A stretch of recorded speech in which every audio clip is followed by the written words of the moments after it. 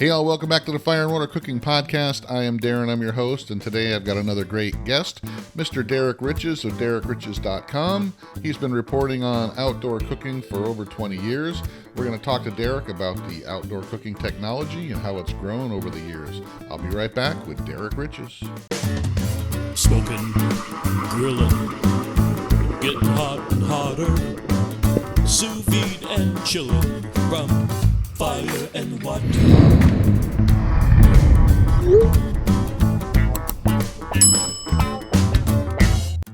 Hey all, I want to take a second and talk about Inkbird's brand new instant read thermometer, the IHT1S.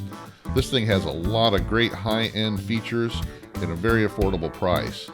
It is 100% waterproof with an IP67 rating, 2 to 3 second ultra-fast response time, backlit, fully rechargeable, no batteries to replace. This thing has got all the high-end features that you would want in an instant read thermometer. Very durable. So check it out, guys. Check out the Inkbird IHT1S instant read thermometer. I think you're going to love it. It'll be your go-to instant read from now on. And now back to the Fire and Water Cooking Podcast. Welcome back to the Fire and Water Cooking Podcast. I am Darren. I am your host. And today I've got another great guest. I have Mr. Derrick Riches. He is of barbecue and grilling with DerrickRiches.com. He's been actually covering the grilling and smoking and barbecue field for many, many years. So welcome, Derrick. Tell us where you're from and what you do. Well, where I'm from is actually Salt Lake City, but I live in Austin, Texas now. So the snow followed me. And I've been writing about barbecue and grilling professionally since 1997, covering every topic from, recipes and how-tos to product reviews and industry information, pretty much everything. Now, I read your about page on your website, and the website is DerrickRiches.com, all one word. And I'll put a link in the description below so everybody can find it. But your about me section of the website kind of goes into detail on how you kind of grew up, wanting to barbecue, and your dad, I guess your neighbor gave your dad an old hibachi pot from Japan, and that's kind of started the real passion of trying to do low and slow and barbecue and trying to expand the outdoor cooking, huh? Yeah, I mean, usually I tell the story. I tell people that my dad invented barbecue. I mean, he didn't know anything. The mountains of the West and, hunting and fishing and all that sort of stuff, but didn't know anything about Southern barbecue. And our neighbor had been a commander in the Navy, had been stationed in Japan for like a decade. And he smuggled back this big, strange looking ceramic cooker. And when he moved again, he just gave it to my dad. And, we just called it a hibachi because that's what he called it. We didn't know anything else. But it was, one of the original made in Japan Kamado grills that would become the inspiration for like Big Green Egg.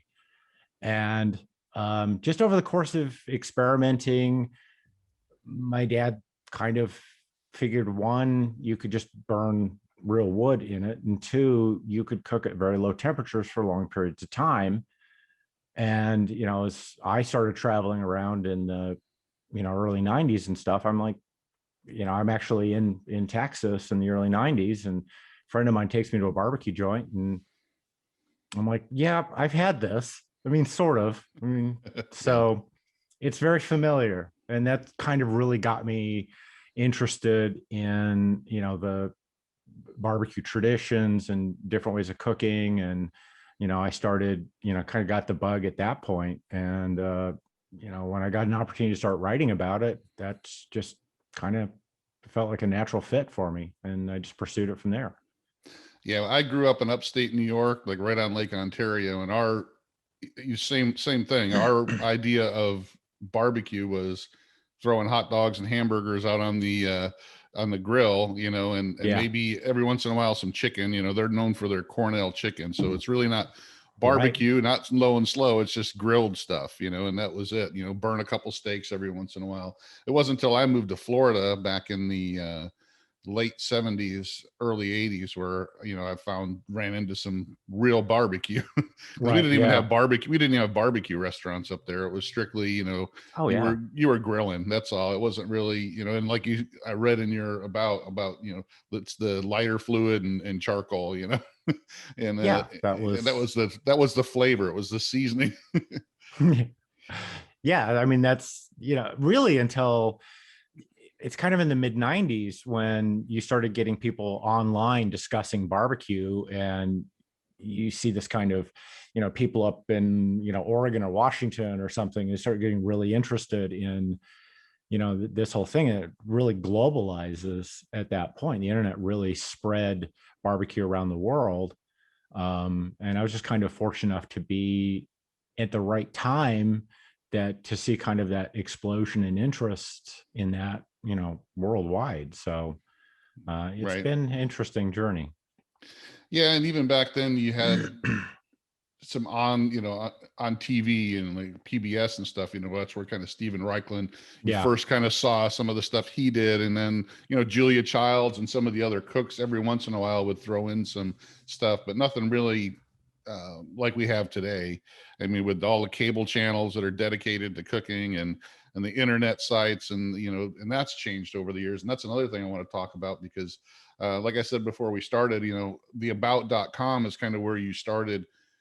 You kind of landed that because you were interested in it. And I don't know, because I actually applied to be, you know, one of their people to look at some of the stuff that they were doing and be one of their experts. And that was pretty much open to anybody. If you gave them a good enough story, they'd Yeah. hire you. They would hire you to be their expert or their person that, you know, would go out and answer the questions and help people out. So how did you come about that? Because that wasn't what you were trained in. You didn't, you know, you weren't a culinary expert or anything like that. So how did you stumble into talking about barbecue? Well, I had been doing IT work, starting about 96 or so. And like one of the first things I did was just kind of building some web pages for some, where I worked, and, doing that sort of thing. And I got kind of interested in that. So I was kind of looking for work in that kind of direction, what web design or something along those lines. And it was actually January 97. Yeah, I'm looking for work. I'm looking for, something that I can kind of do on the side. And there was a classified ad on Yahoo that about.com actually under its first name, which was General Internet, which didn't work out very well. Was looking for people to kind of do, well, we need people to do some web work and people to cover some topics. And they had a list of topics, and I applied for it. And I actually got accepted about 3 months before they even went live. So I was working on it, writing content and stuff, and nobody could see anything I was doing for several months because they hadn't actually turned the switch yet. And that's probably why I got the job, is because they were like just starting up. And I guess, I had to write samples and do a bunch of work like that. And they were happy, I think, with the work I did. But that's kind of how I got into that. And then, it really kind of started taking off as a big service. And, that gave me a lot of clout. And the great thing about working, in that kind of environment was they handled the advertising and the servers and all the technology and, all the back end stuff. All I had to do was create content. And so that freed me up to just focus entirely on that. It was great while it lasted. Yeah. And back then too, it wasn't, you know, video or anything like that. It Yeah. was strictly, you know, writing stuff up and maybe put some links in here and there Mm-hmm. to examples and all that. So it was a lot easier. And like you said, you know, I started my little, brand, about 3 years ago. And I started out with a Facebook page, and I had bulletin board type, you know, stuff before, Yeah. not on cooking, but other things, you know. So I kind of had some kind of experience on starting little groups and all that. But once you start getting into doing YouTube videos, now you got to edit videos and produce, Mm-hmm. that kind of stuff, and shoot and film stuff that a lot of people aren't really familiar with doing, and you just got to kind of learn. Even doing a podcast, you got to kind of learn how to do the software, how to edit, how to get everything up and running and doing it. And I found that it's really all not that hard anymore. They make it really simple, but it's still a lot more than what you had to do back then. Oh yeah. I mean, now there are just so many avenues to pursue. I mean, there's a lot of great tools out there that really make it easy. I mean, I took a stab at doing video in like, '05, and it's like the cameras weren't there, and everything was Right. really very expensive to try and get into. And the video editing software was just kind of a nightmare to try and deal with. But now it's a lot easier. But I started out before Google existed. I mean, I've been writing Right. about barbecue before there was a search engine. So, but that's just kind of part of the process. You always have to be evolving. You always have to be kind of looking at how things change, and all the different ways you can do things. Because in the internet, nothing sticks around forever. There's always going to be some new thing that's going to come along and kind of take over from what was there before.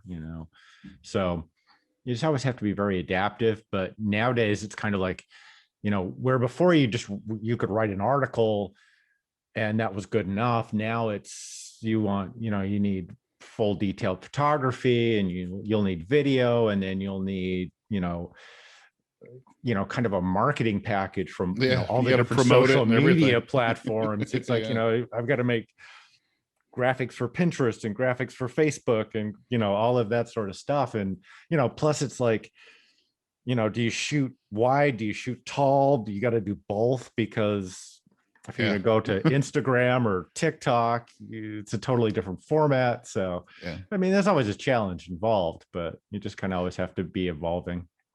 Yeah, exactly. And that's kind of where I run into. It's easier to do some of that stuff now, but then again, now you got so many different platforms with so many different formats that now you got to, like you said, do I concentrate on just one? Do I try to have a little bit in all of them? And that's kind of what I try to do. But there's some things like I'm not going to bother with TikTok right now because I'm still trying to get my Instagram built up more. And I started out with one thing and I got it built up pretty good before I started venturing out. And then, I started getting spread a little too thin by trying to get into everything. And it's just me. Now, if I had somebody else, helping me and doing some other stuff, like with Susie and Todd Bullock over at Hey Grill Hey, they got like 4 people working for them now, that started out doing it themselves, but now they've got people working for them, and hopefully someday it grows big enough, I'll have some people working for me. But right now I'm having fun doing it. So right, but then you start getting a staff, and then you start worrying about payroll and taxes, and making takes sure the fun people out of it. You have to be a supervisor, and you have to do all those things. So it's I think that you can take things as far as you want to go, but it depends on where you want to focus your efforts, really, where you want to spend your time at. So when you first started in this, barbecue's changed quite a lot since then. Even since the 90s, late 90s, it's changed a lot as far as what people think of barbecue, how people cook barbecue, all the stuff that's available and information that's available is a lot more out there. So when you first started, could you predict a lot of the stuff happening that you see out there today? Oh, no, not really. I mean, that it would be as global as it is, that you'd have, phenomenal barbecue joints in Perth, Australia, or, that the Germans would go completely nuts over all of this, or that, there would be the kind of market for the kind of products that there is, and the diversity. I mean, when I was first starting out, it was like, every news source always had that annual gas versus charcoal article. And now it's like, well, gas, pellet, charcoal, electric, what avenue are you going to take? Because, it's gotten broader and bigger every year. And so it's, it's just such a big thing now. And I mean, when I started out, it was kind of like, well, this will be just,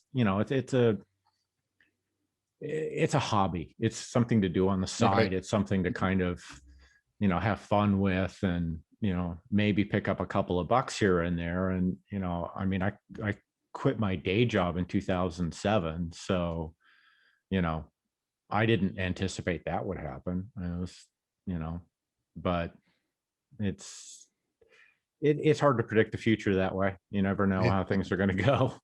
Now you've been around longer than Amazing Ribs and Meathead. So, I mean, and he's kind of grown over the years as well. And I've talked to him a couple times, had him on, and he's the same way. He had no idea that it would grow as big or as quick as it did, because he started out, in the beverage business, Yeah. and this was kind of something he started off on the side, and it grew into something where he couldn't manage it on his own anymore. And every year I look and I see the new stuff that's coming out, and the amount of people that are interested in it, and the amount of new products that are actually being sold. You walking through Home Depot and Walmart in the barbecue section, there's always something new, Yeah. in there. And the technology that's being, pushed into both the outdoor and indoor cooking with the Wi-Fi and Bluetooth, and it just opens up the whole cooking in general to more and more people. They get more interested in it. Do you think it's going to continue in the future? What do you see coming in the future with different cookers and stuff? Well, I mean, all of the different cookers that have come along in the last 20 years or so. I mean, one, it really brings a lot of, it becomes a lot more approachable. It really gets people into things. I mean, when I started out, it was the Weber Smoky Mountain that was kind of like, the smoker to have. It was the, people, there were huge forums and huge discussions. It's, this little thing that you can barely put a brisket into is the great smoker of its time. And, the explosion in pellet grills has just been phenomenal. And I think that,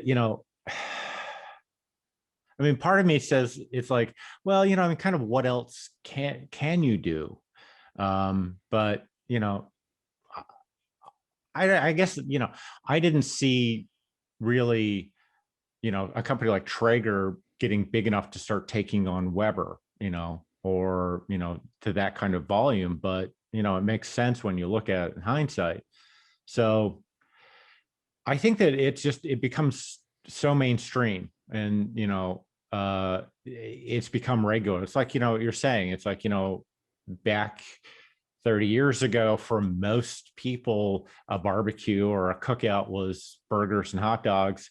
And, now it's so many people have, a fully operating smoker in their backyard, and, their cookouts are ribs and brisket and pulled pork. And, it's much more investment in time and energy, but at the same time, it's so easy to do. I mean, so much of this has just made it so that, pretty much anybody can pull this off, pretty reasonably well. I mean, the first time I went to a barbecue competition was like 2002. And, most of the smokers were custom made, and that was actually a big part of going to a competition, was to go around and look at everybody's, smokers, because, they made them out of whatever they could, was cool. I mean, I remember one guy had, in essence, a smoker made out of a small Cessna, a Volkswagen turned into a smoker, or, it was just kind of crazy, the sort of things people would do. But, that kind of also limited who could get into it, because if you wanted a large scale smoker, they just really weren't around, or they cost a lot of money. And, you could literally buy $1,000 smoker that's, big enough today to let you cater events. So, Right. Yeah, it's just, it's just amazing how many people now know, traditional barbecue and have an opinion on it, right or wrong.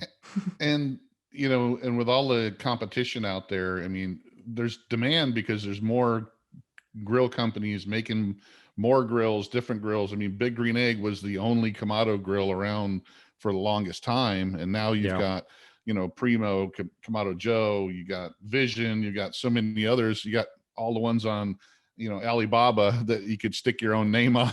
Yeah, And, yeah, that's true. so there's so much, different competitors in the same type of grills, but then there's other ones that innovate as well. Like with, Masterbuilt now, they used to be just, the electric type smoker, but now they've got their charcoal, gravity fed that, that they put out in the market for, ungodly, stupid, cheap money that people are out there buying up now. And 5 years ago, that was unheard of to have something like that out there. So I think with all the competition, drives all the different, not just the, competition, or not just getting the same type of smokers, but also trying to figure out what the next thing's going to be. You see Yeah. that with all the, flat top griddles out there, with the Blackstones and the and the Camp Chefs and all that, trying, and then they add stuff to that, like they got the deep fryer connector, to it, and a warming Right. drawer. Yeah. So it's just constantly trying to make things better and more of it. Well, I mean, there's kind of always been the companies. It's like every time they see something working, they just pounce on it, and then they start adding every possible accessory they can think onto it. Some of these grills kind of get a kind of Swiss Army knife sort of scenario going on, and sometimes it works, sometimes it doesn't. I mean, I remember Coleman came out with a line of gas grills that also had a deep fryer side table, which turned out to be like death hazard, but they tried, it didn't work terribly well, they disappeared. But I mean, and I think part of because it's like, we associate outdoor cooking with just, fun and enjoyment. And so there's an endless supply of people that just, I can do something better, or I want to invent something, or, they take their creative energy and, turn it into, the smallest accessories or the biggest grills, whatever. I mean, it's kind of encouraging in a way, I guess, to see just the extremes of creativity that people will go to try and come up with something different or something new. And that's kind of one of the things that's really fun about the industry is, every year I'm kind of surprised by, wow, somebody thought of that. That's probably won't work out, but it's at least it's inventive. It's interesting. Now, you kind of mentioned this a little bit earlier about, Traeger taking on Weber. Now Weber is trying to take on Traeger with their, smoke fire pellet grills. And that was, a long time in the making. They didn't, they thought they had done all their R&D on it. They had a little bit of a, snafu when they had released it. There was a lot of negative press that came out and some issues, and, some people were trying to cover it up, but they kind of acknowledged eventually that they had some issues with the design, but still, it's, a company that traditionally was, charcoal, smokers and, kettle grills. And now they incorporate a pellet grill, which they have to be a technology company because they're using Wi-Fi and Bluetooth and app function. What do you think about, companies like that try to change what they are to fit what's going on in the industry? Well, I mean, both Traeger and Weber have said recently that they are technology companies. And I kind of take issue with that, because to me, it's like, how far can you deviate from your core product and change your thinking and your mindset and still kind of be there for, your consumers? But I don't know. I think that's kind of a fight that doesn't really end up having much of a winner to it. Of course, Weber was going to come out with a pellet grill. They had to, it just became too big of a market. Yeah, obviously they rushed it to market and it wasn't ready for prime time quite yet. And they've had to backpedal a lot. But, it was just too big, to pass up on. And Traeger's kind of pushing the same sort of thing, and they're trying to fight out that, they own everything. But the thing of it is it's like, I remember when Traeger was, just Traeger. They were the only pellet grill makers. They were, and they never really kind of got out of their own small time thinking, for 30 years, because they just figured they were kind of the only name in the game. And once their patent ran out and everyone jumped onto it, that really kind of sent shockwaves through the whole industry. But most people, even a decade ago, never would have assumed that pellet grills would be the kind of scale that they are today. And I still kind of think it's, it still could be almost anyone's game in that regard. Because despite all the technology and, all the big push for that, most people fall back to reliability. It's like, well, I had one of those and I just didn't like it. And, or they were just trying to make it too fancy, and simplicity can really win out, in this sort of business, because, it's not, we're not actually, this isn't rocket science. It's not an actual technology game. It's backyard cooking, and, you can do it on almost anything. It doesn't take that much thought and effort to design a good grill that works very well for people. But, I don't know. You got to put a lot of bells and whistles on things to attract certain customers, I guess. Yeah, and I think like you're saying, and you're kind of hinting at, sometimes some of these companies, they let quality go instead of, by putting some of this other stuff in. I know Yeah. that one of my big complaints with the Masterbuilt, gravity fed, and I had John McLemore on, Yeah. and he even said that, he had his guys that designed it. He had a price point that Walmart and all those people that sell it, had to be at. So it wasn't make me the best smoker. Yeah. It was, if you can make it $500, see what you can do with it. And, that's what happens is that thing could, for a couple, if they put a little bit more money into it, and it wouldn't take a whole lot more. If you make it at $900, it would be a really good, quality product. But unfortunately, they make it so cheap that, the Bluetooth goes out, or the this goes out, or this burns out because they use cheaper materials. Yeah. And you melt through the bottom of it, or, and, that is, in my time doing this, that's actually been one of the biggest frustrations. I mean, when I first started, writing about grills and smokers and stuff, Charbroil still made all their products in the United States. There weren't very many imports, but the big box stores, they don't see grills as a product they carry as a destination item. People are picking them up because they're here in the store, because they're used to shopping here. So we want to hit a really low price point so we can, get them out the door.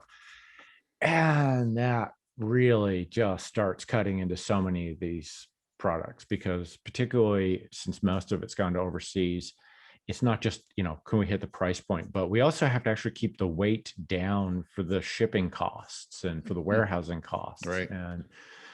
And that's been hard to deal with. Some companies, they'll kind of try and split it. They'll try and do kind of the big box side versus, a better brand, maybe something more specialty retailer. I mean, Traeger kind of has that. The Timberline grills weigh a lot more and are built better than what they sell at, like a Home Depot. Their $800 basic, what is it, the Pro 22. There's a lot more construction into it because they know they're selling it to kind of a higher market space. Some companies just kind of get into, oh, we're just going to go for a big box. That's going to be our direction, and we will go by what they tell us we're going to be able to sell the product for. It. That's kind of what was killing Masterbuilt before they got, taken over. Not that, they're necessarily not still playing that game, but at least now they're being very innovative about what they're developing. If they can get the execution down a little bit better, I think they could make a product that, has a better track record. I mean, I'd love to see one of their gravity feed charcoal units at $1,500 with a, good solid cooking chamber and a lot better construction so that it would work better. Because I think there's a space for that in the market. People loved the idea, but a lot of people kind of felt they got gypped a bit because it didn't work the way they thought it was going to be. And, that's kind of what happened to Weber Smokefire. Is a lot of people bought it and it's like, well, it keeps not working right. I mean, and it's kind of weird that we live in a time where the companies that are producing products like, oh, we'll catch that in the next software upgrade. Yeah. Okay. It'll be a firmware upgrade. Well, how can you do that? Grease fires are not a firmware update. How's that work? Changing the firmware is not going to alter the pellets flowing into the hopper, but right. You do your thing, I guess. But I guess that's a catch-all. It's a catch-all on what we're going to be able to do to fix it. And well, I guess if you think you're a technology company, then you start thinking you're like Apple or Microsoft or something like that, and we can fix this on a software side. It doesn't always work that way, but. Hey, all, I want to introduce you to a company I just started working with, Fresh Jack's Organic Spices out of Jacksonville, Florida. They're a small, family-run company that's fast-growing. I've tried a bunch of their different seasoning blends and spices, and I can tell you they're all fresh, all organic. None of them contain artificial flavors or sweeteners. None of them have anti-caking agents or preservatives. They all taste like they were just made for you yesterday. Check them out, guys. They're on Amazon in the link below. They have different sample packs, different blends. Like I said, they also have the individual seasonings and spices as well. Fresh Jack's Organic Spices. Check them out, guys. I love them. So I'm going to pull up your website here because I want to show people what we're talking about. So this is your website here, Barbecue and Grilling with Derrick Riches. And it's DerrickRiches.com, but that's what your name. It's Barbecue and Grilling with Derrick Riches. So you got a lot of stuff on here from all the years that you've been covering outdoor cooking. So, and you do a lot of reviews for grills. So how do you look at grills since you've been doing this for so long and some of the ins and outs and where people are buying these? Most of the grills in Home Depot, Walmart or anymore are those grills that came from Alibaba, charbroiler and or charbroil and char griller and all that. A lot of that stuff is just, thrown together and put up there really, really cheap.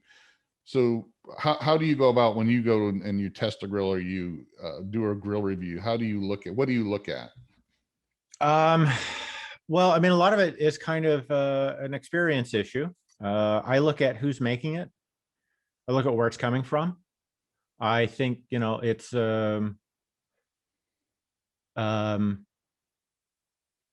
there's a lot of reputation bits to it. I know a lot of the companies personally. I've been through hundreds of factories. I've been all over the place.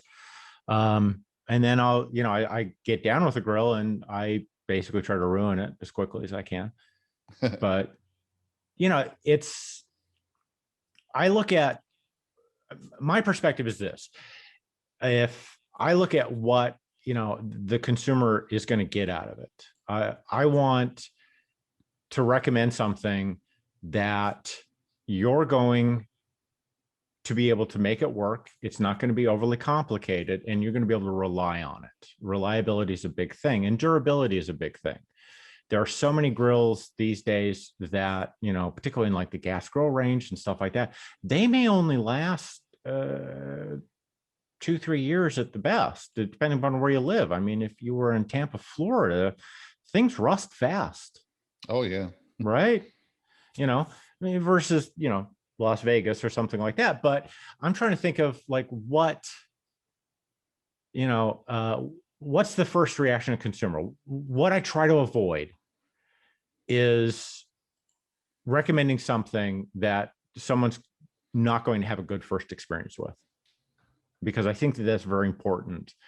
And it's also, you know, with recipes or with cooking techniques or anything like that, I want somebody who's new to be able to go out, buy something that they can count on, that's going to work out of the box, that they're not going to have issues with, and they're going to have a good first experience with. Because if you have that good first experience, you're going to come back, you're going to go back to it, and you're going to try other things, and you're going to explore, and you're going to do more things. It's bad, in my opinion, to the industry that there's a lot of really bad products out there that don't work right, and that people just get frustrated with and go, I'm done. I don't want to do this anymore. I don't enjoy it. Because it is something we do for enjoyment. I mean, honestly, how often do you fire up a grill or a smoker because, oh, it's Tuesday and I've got to make dinner? You know, you're doing it because it's fun, and it should be enjoyable. You should get something out of it, and it should be about the process of cooking and that sort of experience. And so that's kind of, you know, my first reference in reviewing products is it going to fulfill that need? Is it going to work for that?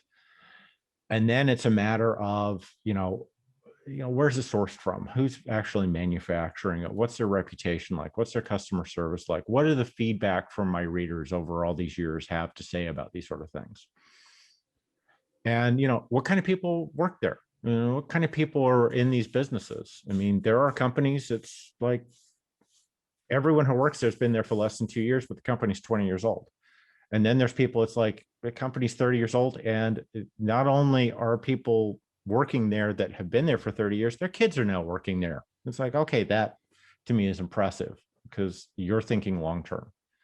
So, that's a big factor of it. And then you get into the mechanics of, does it heat properly? Is the airflow right?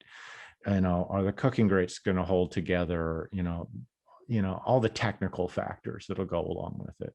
And then I just kind of put all of this information into my giant monster 25-year-old database of stuff and start pulling out what I think works best. Well, that's one of the benefits of you doing this for so long, that you know what to look for. Some of these manufacturers, where it's being sourced from, the materials that they use. Yeah. And like you were saying, I'm guilty of being one of those people that would go, this was, years ago, I'd buy a gas grill at the Home Depot or what have you. And then a year and a half later, I'm having to switch out the elements because they rotted out and they charged me another $50. Yeah. For the stuff that's made, it just rots out. And, you get sick of that after a while, and you go, it's just not worth it, because it makes it not fun.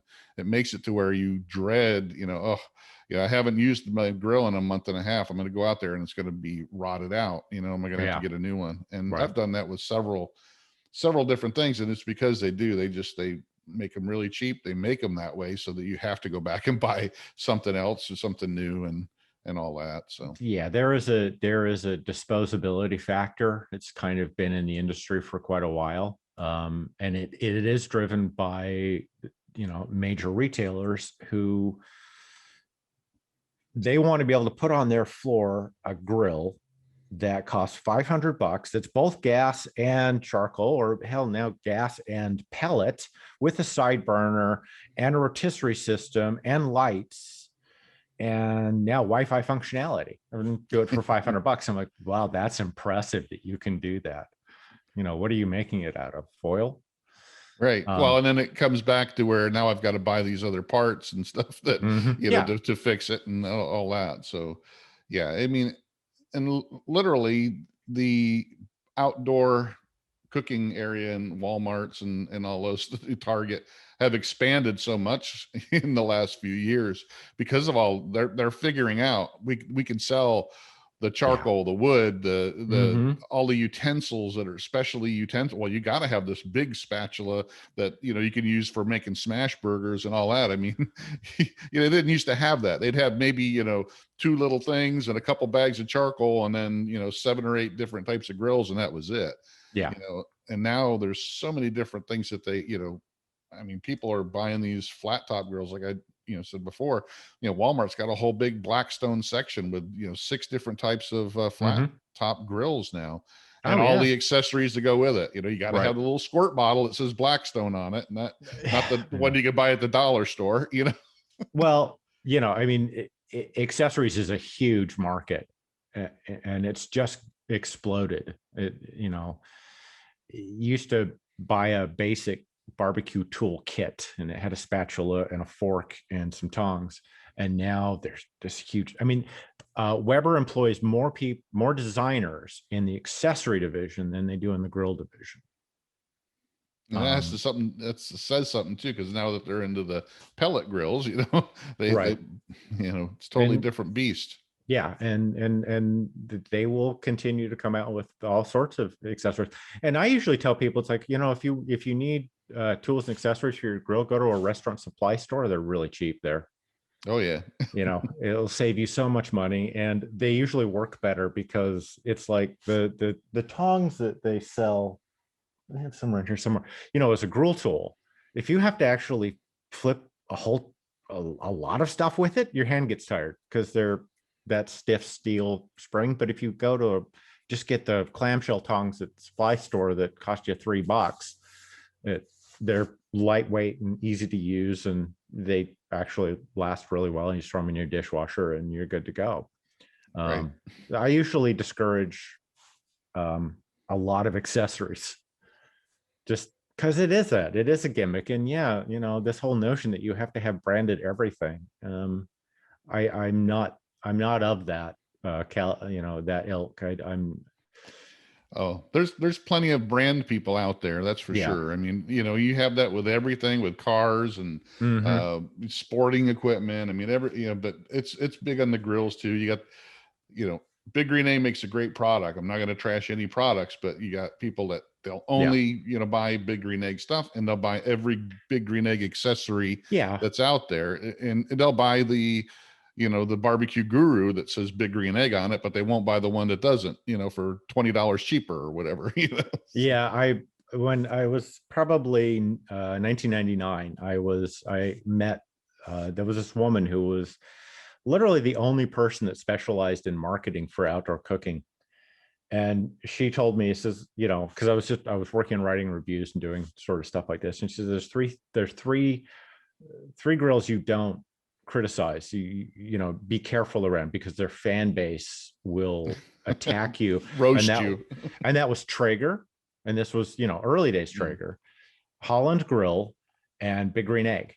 And you don't mess with the fan base because they are religiously fanatical about it. And you can say what you will about Big Green Egg, they actually invented the idea of having a grill festival for their grill. And that was the fan base. That wasn't the company. People who bought the grills started Eggtoberfest and would get together with all of their eggs, cart them to, a big park. And now they actually have it at the Atlanta Speedway, and cook all day long and just give food to people and trade recipes and techniques and stuff like that. I mean, man, can you imagine that kind of consumer base? It's incredible. Yeah. And they still have them today. We had a local one here just last week. They're all over the place. For the whole, tri-county area where I live here in the Tampa area. I mean, and people do. The Big Green Egg dealers sponsor them, and they give discounts. And so, I mean, and there's always a ton of people there, coming that have never, thought of buying one, and they'll walk out, hey, come back tomorrow when this is all done, and you can buy this used one for a couple $100. Yeah, I know, it's insane. I mean, I've been a couple times to the big event in Atlanta, and the line of trucks that when they start selling off the eggs that they brought out for people to use is insane. I mean, it just half a mile of pickup trucks coming to load up a Big Green Egg to cart it home because they got it for $100 off. Wow, that's it's impressive. But there's kind of a downside to that. It's in a way, people become so militant about what they're using.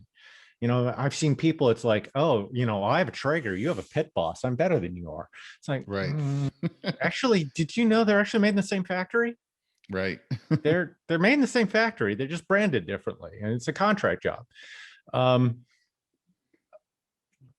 Being on Team Traeger or Team whatever, to me, it gets a little ridiculous, because then you start buying $500 jackets, and it's like, well, Yeah. I guess if you've got that kind of money, fine. I don't, but Or you should say, I can't eat anything that's not cooked on a Big Green yeah, Egg, it's or like, what no, have no, you. no, no.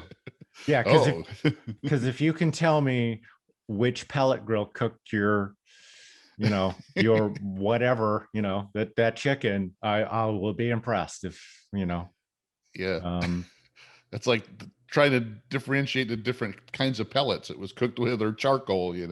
It's yeah, I mean, unless you people who got, say they can, but I've well, never they seen it can, proven. yeah. The people will say anything. Yeah, It's like a fine wine. I can tell what charcoal you use. yeah, No, and I don't think so. So, I don't really believe that about wine either, but when it comes to people who can tell me where the wood pellets were sourced, I'm like, okay. But again, that kind of goes back to the point that this is a fun thing to do, and that means that you can be a fan, and you can be involved in the community, and you can be on all the Facebook groups, and you can be out there posting your pictures of everything you've cooked, and for a lot of people, that's great. They love it. It's exciting, and it kind of fuels the industry in a way. So yeah. And it's just like anything. You're going to have people that are brand centered. You're going to have people that just love to cook. You're going to have people that, like me, I love to cook, and I cook on I got 7 different grills out on my patio because I love to do it. Like, yeah, and I'm sure you got more than just one grill sitting out on your patio. a And it's few. just something where, I use this one for this, I use this one for that. And I try to experiment with this one to see where it's fun. I got a PK, I got a Hasty Bake, I got Kamado Joe, I've got, Traeger, they're all fun to use, and I use them for different things. Yeah. Sometimes so it's, to me, it's just fun to play around with stuff, and cook things on it, and see what else I can do, expand my repertoire. Oh It's, yeah. that's what I love about it. Not just, I've got this grill and it's the best in the world, and I'm just going to sit here and pet my grill. Yeah. Well, but I mean, actually, that's kind of one of the other weird things about the time we live in, because I mean, I watched I have a grill, but now I also need a smoker, and that made perfect sense. They do different things, but then I have this kind of grill, and then I have this kind of grill, and I have this kind of grill, and now we have that whole thing. And it's one of the things that really sells the flat tops is this reverse sear thing. I put my steaks on my pellet grill, and I cook them low and slow for an hour, and then I fire up my flat top to get that sear on there. And it's like, well, okay, cool. That works really well. I mean, I've done it many times myself. But the multiple grill household is, that's also, fed the growth so much over the years. Oh, the full blown outdoor kitchens. I mean, Mhm. people have, you know, uh, I haven't had a gas grill in a while because I'm just really, I fell out of love with gas grills. Like I said, they get Yeah. falling apart, and I really, they don't add a whole lot of flavor, but they're starting to come, they're coming around too. I mean, there's some new ones that are coming out that, have the Wi-Fi, and you can actually dial the temperature in, and all that, like you can now on some of the pellet grills, and the smoker controllers, and the blowers and stuff out there. There's some things that Yeah. are coming out that it just makes it a little bit more interesting and intriguing to me. But and they're starting to make some that will last a long time as well. So Well, I mean, there's always been very higher good end, gas grills yeah. that will last a very, very long period of time, but nobody tends to buy them, and they're only sold in very small distribution channels. So, I mean, Modern Home Products, Broil Master, and Pacific Gas, and some of these companies that have lineages that go back to the first days of gas grills. When they were built, they literally had to last forever because the gas companies gave them away. Some of those are still around. And I try to tell people, it's like, well, if you're tired of replacing your gas grill, buy one of these. It'll last you for 20 years. But it became such a throwaway item in the last 20 years that people just don't see it that way. And I think it's part of the reason that gas grills have taken it kind of on the chin. But you're right. It's not like it adds a whole lot of flavor to what you're doing. It was always a convenience factor. It was always the simplicity of it. And now pellet grills are literally as simple. So why have gas? So what's your favorite, just off the top of your head, what do you have on your patio that's your favorite thing to go out and cook on? In all honesty, the thing that's consistently held with me over the years has been my Weber kettle, because it's so simple and yet so versatile. I mean, I can do all sorts of stuff with it. And it's, to sit there and say that of a grill that you can get for $90, I think is phenomenal. And I still say, it's like, if you want a good grill that you can and really want to explore cooking, get one of these. I mean, I love my egg. Like I said, I've had one for 20 years. And I recently actually upgraded to the XL. So I have a really big green egg now.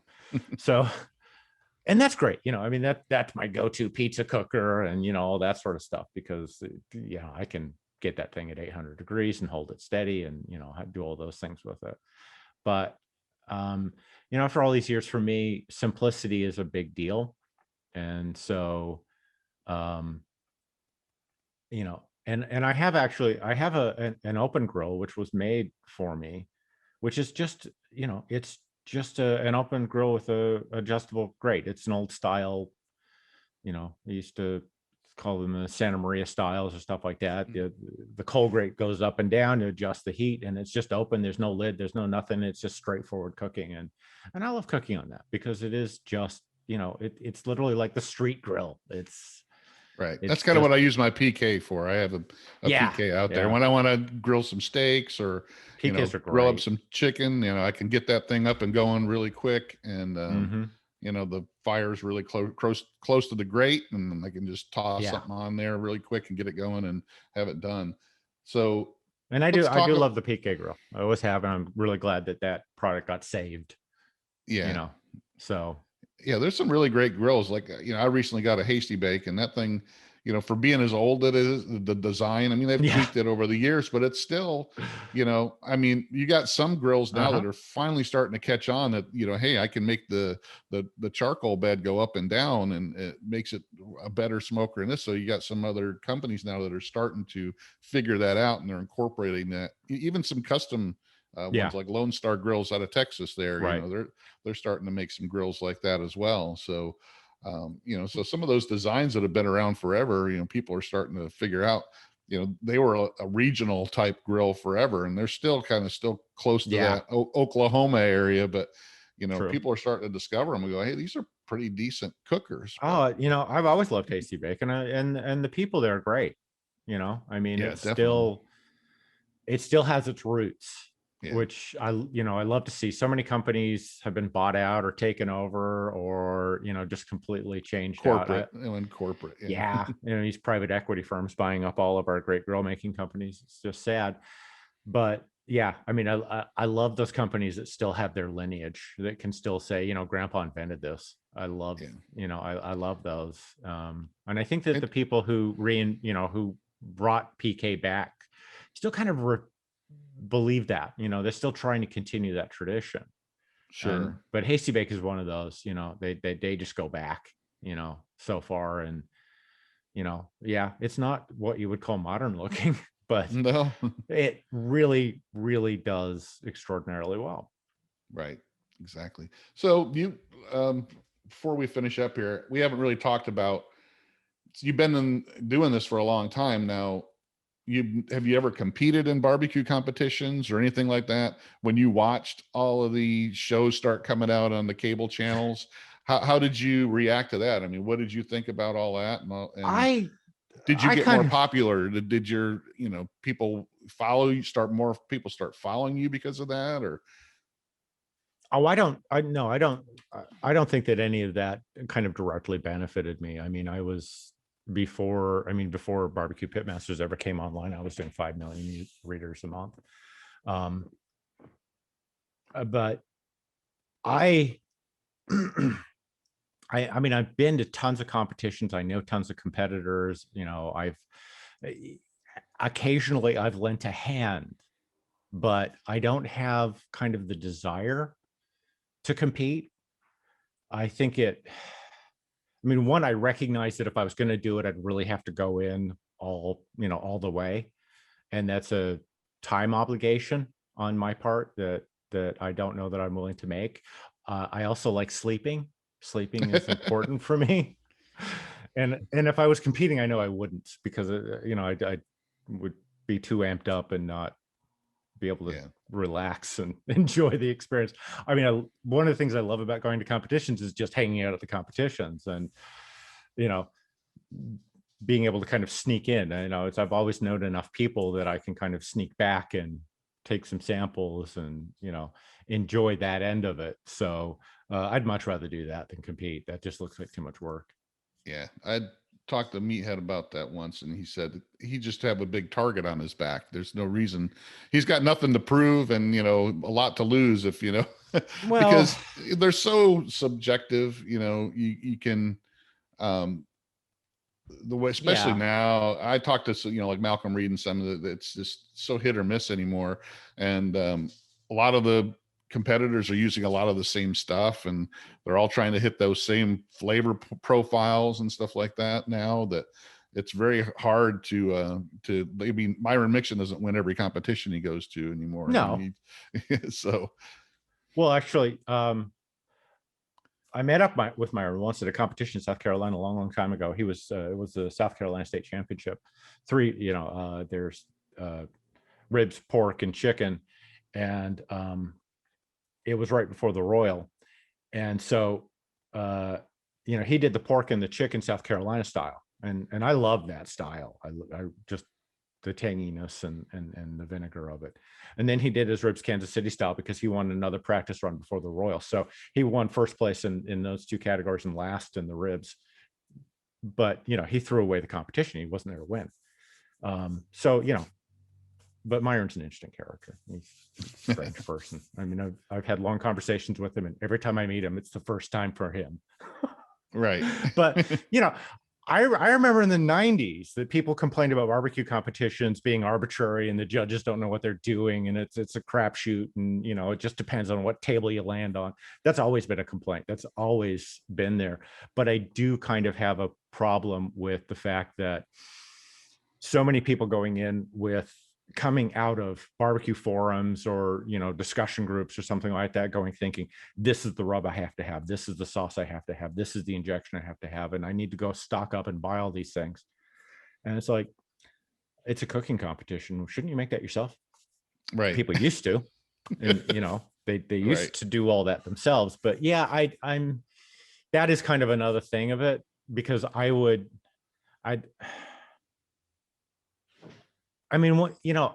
my position with cooking barbecue is trying different things, not trying to do the same thing every time.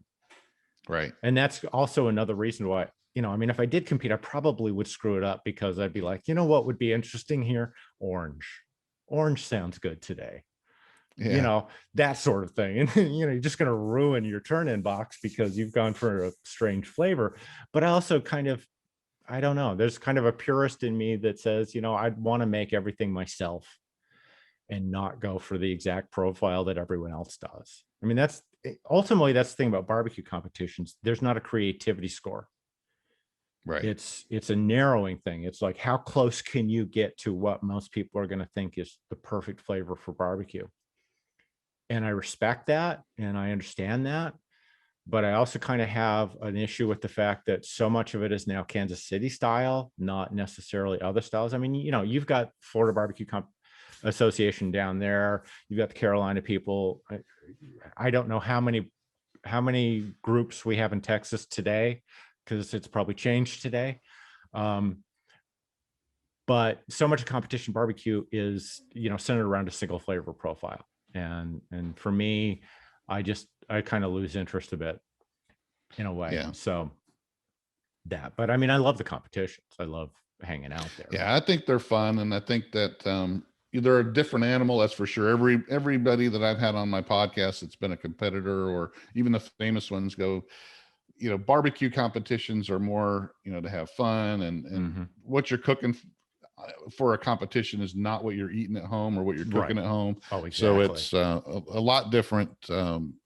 Even they know it. They're cooking for that one bite, and they don't want to eat a whole rack of Johnny Triggs ribs with all the things stuffing on it. Now, what about the steak cook-offs? Have you ever looked at those? Have you been to those and see how they've changed over the years? I've been to a few. It's been really interesting how popular they've become.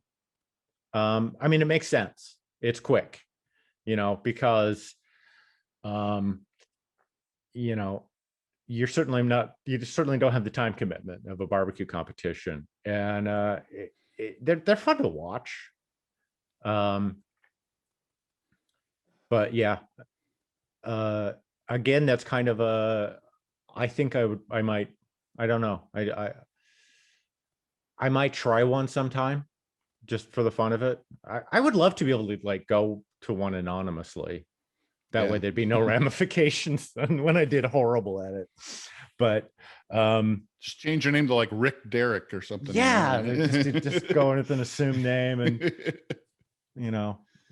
well, and one of the things I've seen of those, I follow some of those Facebook groups with a lot of the guys, and I've had the SCA guys on and talked about it, and even some with Malcolm, he does those too. He finds them fun, but they started, it seems, over the last couple of years, the more popular they got, they've gotten down to, everything's got to be round. All the steaks got to be, round, and they got to have the grill marks just a certain way. And it gets more of everybody's stuff looks the same, and the flavor, just getting to where barbecue is, the flavor profiles are the same. And it's like a crapshoot, you flip a coin, which one's which, because they all look the same. They all have the same grill marks. They all taste the same. So, well, I think it's, because you have to have the PK grill.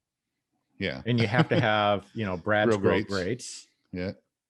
Brad has done really, really well with that. Brad's an old friend. So, and that's just the thing. It's like, oh, well, we had a competition and this person won. Do you know what rub they used? It's like, you'll see that on Facebook and stuff, right. Who won? What rubs were they using? What did they use? And because everyone wants to imitate it. And I would love to see someone do a state competition with a creativity score. Yeah, just for the fun of it, just to see where that goes. I think that would be interesting. But you're right. The more interest there gets, the more kind of cutthroat the competition becomes, and the more the stakes go up. Yeah, and more the box gets smaller and what they're looking for, and the judges, it's not, doesn't expand more. Okay, well, this one won, and it's totally different than that one. It's it starts to shrink. Okay, now it's everybody's got to make it smaller, and it's the creativity part gets kind of sucked out of it. Well, I think about it, it's like, chili competitions used to be huge. I mean, that was, there would be, state chili cook-offs, and there'd be the national chili cook-offs, and Texas there was a chili cook-off every weekend, and they kind of died out when it became a competition to see who could make the spiciest chili. Right. Because right. When they're carting no flavor, the guy's falling down going, I can't breathe. They're carting the judges out on stretchers because it's just gotten preposterous. And that kind of killed it. Yeah. A bit. So, and I'm not saying that competition barbecue is going to die. But I think that a little more variety would be interesting. I mean, Sterling Ball used to do the smoke. What was that in California? That was a no technology cook-off. It was charcoal, no pellet grills, no controllers, nothing like that. And, I'd love to see some more things like that, some variation. No injections, no, maybe 3 different ingredients, and that's it. You can only come in with raw ingredients.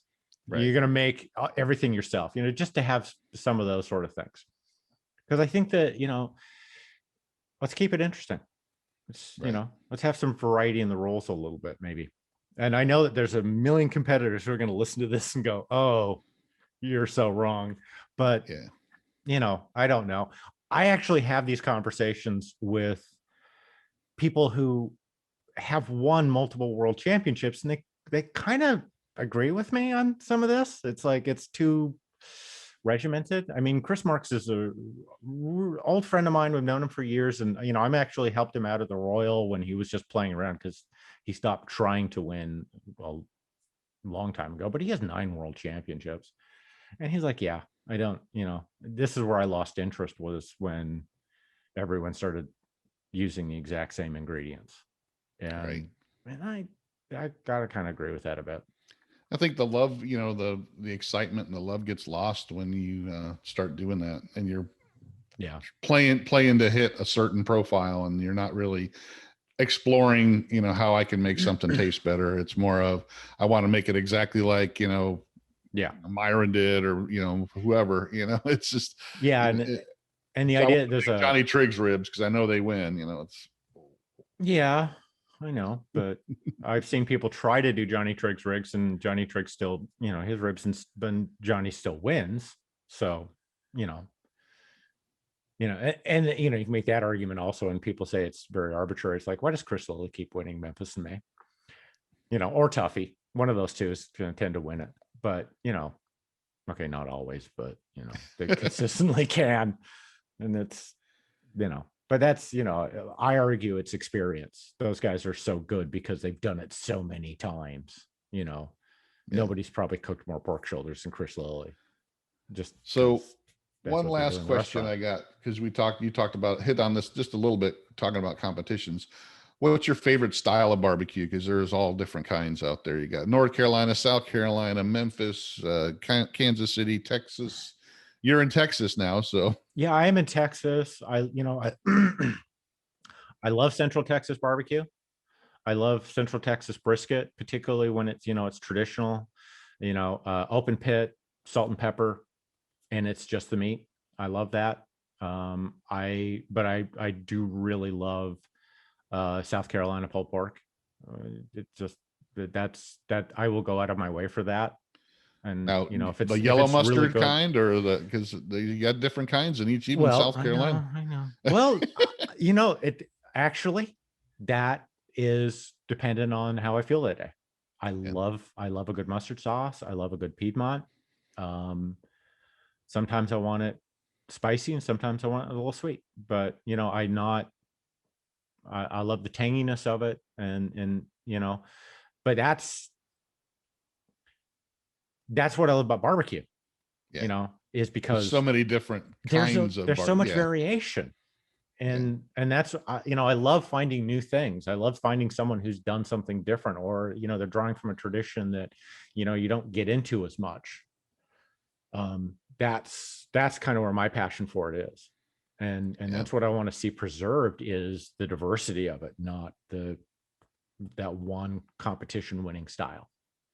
Exactly. And I think that's what people really, if they look at it and they go, okay, hey, a lot of people don't know that in Western Kentucky, mutton is a big Oh barbecue. yeah, It's like all over. They have festivals of it up yeah, there, and then you go Ben. to Eastern North Carolina and Western North Carolina. It's two different kinds of Mm-hmm. sauces and Oh yeah, way you're cooking. So I mean, it's and whole hog is over here, and then over here it's ribs, and then Tennessee is totally different. Alabama, it's all yeah, chopped, and so I mean, yeah, it's just every region has their own kind, and to me that's what makes it fun and what makes it great. You could yeah. eat 2 weeks straight, had different barbecue every night. You really could, and that would be a great 2 weeks.